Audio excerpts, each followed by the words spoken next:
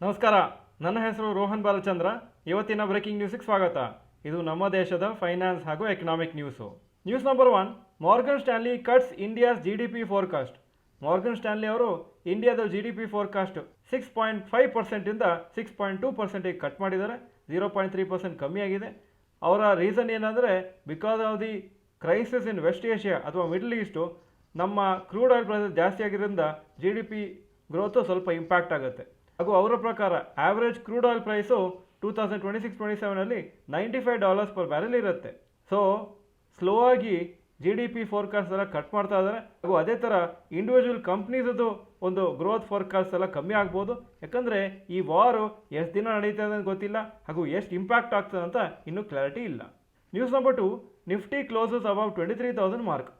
ಇವತ್ತು ನಿಫ್ಟಿ ಸ್ವಲ್ಪ ವೀಕಾಗಿ ಓಪನ್ ಆಗಿದ್ರು ಮತ್ತೆ ರ್ಯಾಲಿ ಆಗಿ 23,000 ಮಾರ್ಕಿಂದ ಜಾಸ್ತಿ ಕ್ಲೋಸ್ ಆಗಿದೆ.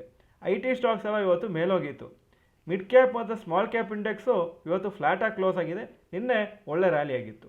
News number 3, US president deadline for Iran. US president ಇರಾನಿಗೆ ಒಂದು ಡೆಡ್ಲೈನ್ ಕೊಟ್ಟಿದ್ದಾರೆ. ಟ್ಯೂಸ್ಡೇ ಈವ್ನಿಂಗ್ US ಟೈಮ್ ಒಳಗೆ ಅವರು ಕೆಲವು ಒಂದು ಕಂಡೀಷನ್ಸನ್ನು ಸ್ಯಾಟಿಸ್ಫೈ ಮಾಡಬೇಕು ಅಥವಾ ಕಂಡೀಷನ್ಸನ್ನು ಅಕ್ಸೆಪ್ಟ್ ಮಾಡಬೇಕು. ಇಲ್ಲ ಅಂದರೆ ಆವಾಗ ಸೀಸ್ ಫೈರ್ ಆಗೋದಿಲ್ಲ, ಇನ್ನೂ ಜಾಸ್ತಿ ಅಟ್ಯಾಕ್ಸ್ ಆಗುತ್ತೆ ಅಂತ ಹೇಳಿದ್ದಾರೆ.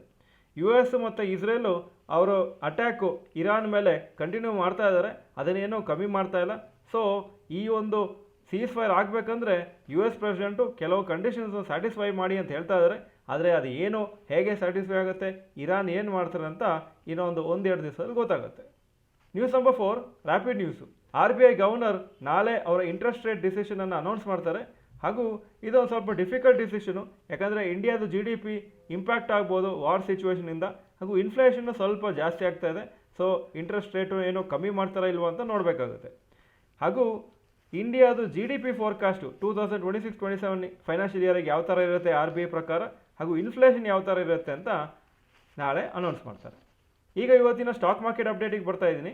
ನಿಫ್ಟಿ 155 ಪಾಯಿಂಟ್ ಅಪ್ಪು 23,124 ಕ್ಲೋಸ್ ಆಯಿತು. ಸೆನ್ಸೆಕ್ಸು 510 ಪಾಯಿಂಟ್ಸ್ ಅಪ್ಪು 74,617 ಕ್ಲೋಸ್ ಆಯಿತು.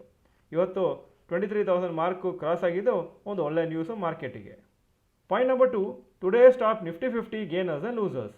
Top gainers Wipro 3.77% Appu, Hindalco 2.92% Appu, HCL tech 2.73% Appu. Top losers doctor Reddy's lab 1.78% down, Adani enterprises 1.06% down, InterGlobe aviation 1.01% down. Point number 3, today's top Nifty next 50 gainers and losers. Top gainers Vedanta 3.37% Appu, LTI Mindtree 3.14% Appu, Jindal steel 3.02% Appu. Top losers Ambuja cements 2.23% down, Avenue Supermart 1.87% down, PNB 1.8% down. Point number 4, advance decline ratio for NSE. Advances 1,924 stocks, ಕಮ್ಮಿ ಆಗಿದ್ದು 1,061 stocks. So 64% up, 36% down. Point number 5, today's gold and silver price. Gold price 14,984 per gram, silver $250 per gram. Point number 6, today's rupee value. $1 92.98 rupees, €1 107.51 ರೂಪಾಯಿ. Point number 7, stocks near 52 week high. ಯಾವ major stock 52 week high ಹತ್ರ ಬಂದಿಲ್ಲ ಇವತ್ತು. Point number 8, stocks near 52 week low. ಯಾವ major stock 52 week low ಹತ್ರನೂ ಬಂದಿಲ್ಲ ಇವತ್ತು. Point number 9, global cues today. Hong Kong ಮಾರ್ಕೆಟ್ಸಿಗೆ ಇವತ್ತು ರಜೆ. Japanese markets 0.26% up, Germany 0.03% down, France 0.54% up, UK 0.04% down, ಹಾಗೂ ನ್ಯಾಸ್ಡ್ಯಾಕ್ ನಿನ್ನೆ 0.54% ಅಪ್ ಆಗಿತ್ತು. ಇದು ಇವತ್ತಿನ ಬ್ರೇಕಿಂಗ್ ನ್ಯೂಸು. ವಿಡಿಯೋ ಚೆನ್ನಾಗಿದ್ದರೆ ಲೈಕ್ ಬಟನ್ ಪ್ರೆಸ್ ಮಾಡಿ, ಹಾಗೂ ವಿಡಿಯೋ ಎಲ್ಲ ಫ್ರೆಂಡ್ಸಿಗೂ ಕಳಿಸ್ಕೊಡಿ. ಈ ವಿಡಿಯೋ ನೋಡೋದಕ್ಕೆ ಧನ್ಯವಾದಗಳು. ನಮಸ್ಕಾರ.